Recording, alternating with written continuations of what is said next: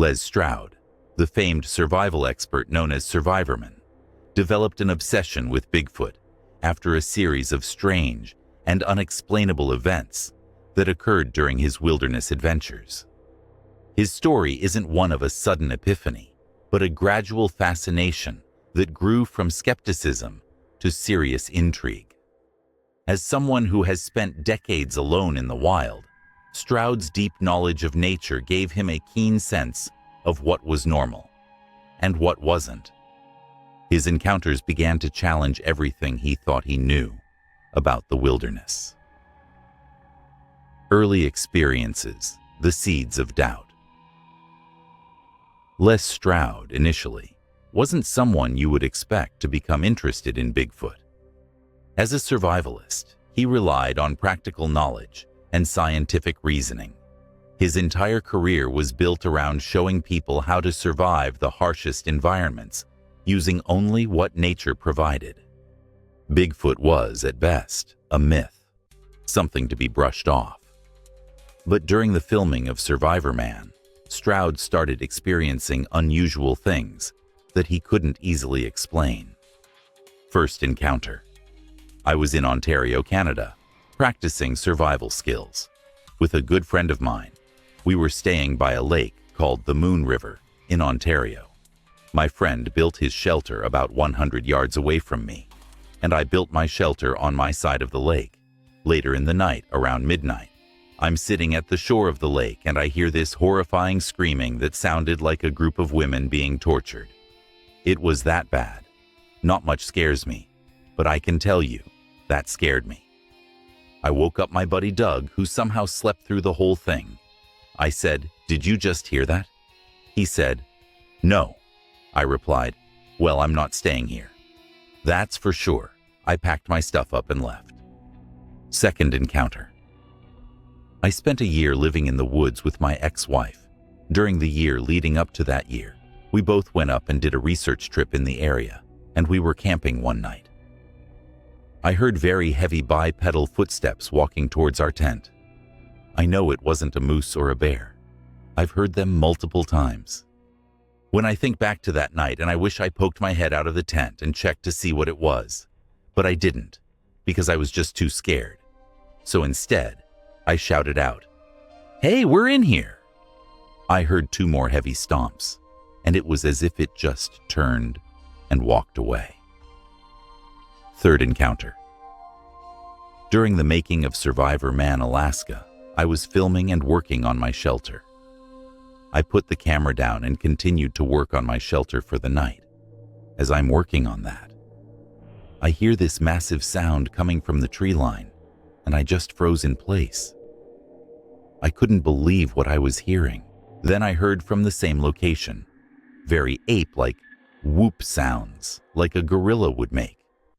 I heard that same sound around 5 more times, really loud. It was about 50 yards away from me. Then I look at the camera, and I think, should I grab it?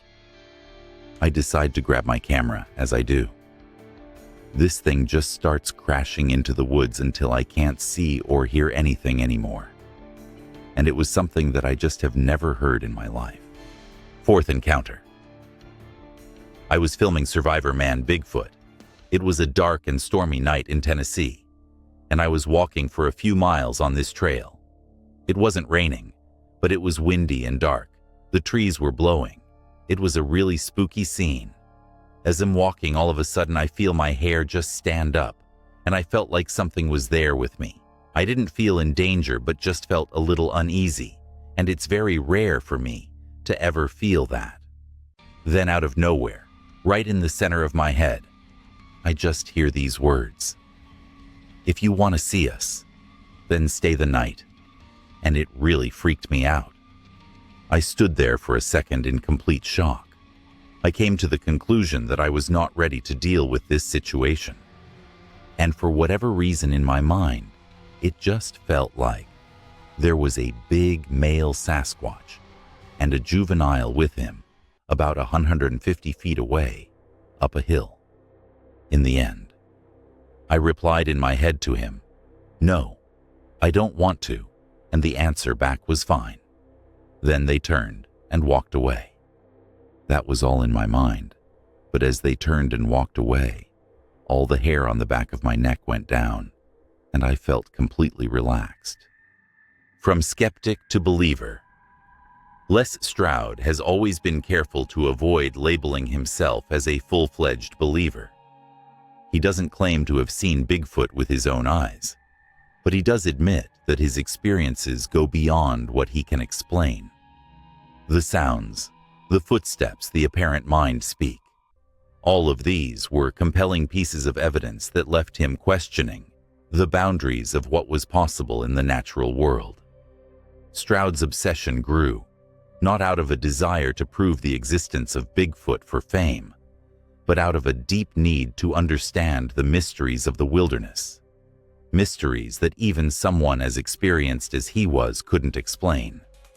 What pushed him over the edge was the accumulation of strange, undeniable events.